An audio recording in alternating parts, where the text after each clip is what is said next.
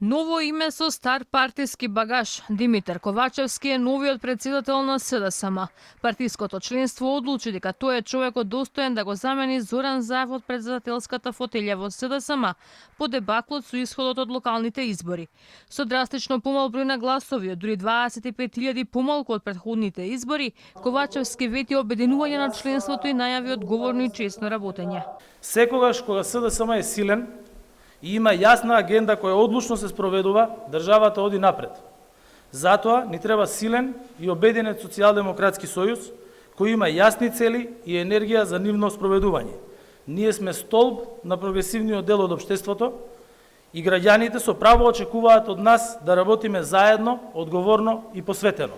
Ковачевски го очекуваат сериозни предизвици со ветувањата дека земјата е на чекор до добивање датум за почеток на преговори, нерешените прашања со Бугарија и сериозна борба со криминалот и вклученоста на голем број државници во скандали со корупција.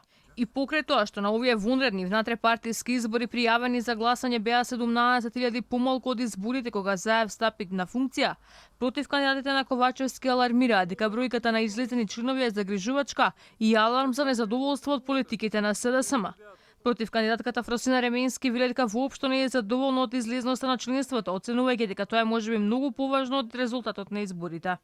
Од она што го слушам и од рамки на Централната изборна комисија, воопшто не сум задоволна од излезноста на нашето членство и тоа е сериозно прашање за една внатрепартиска дискусија по однос на сето она што го очекуваме и како исход и како резултат од ова.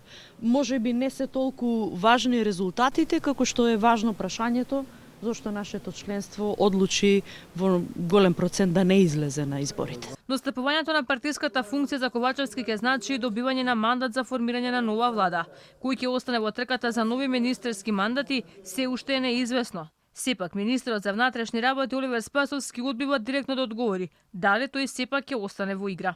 Ова не е прашање за мене, тоа е прашање за мандатарот кога ќе одлучува за тоа кои ќе му бидат министри. Така да, јас сум посветен да одработам тоа што треба да одработам, а секако дека мандатарот во моментот кој ќе биде мандатар ќе одлучува за тоа кој како ќе му бидат кандидати за члените позиции.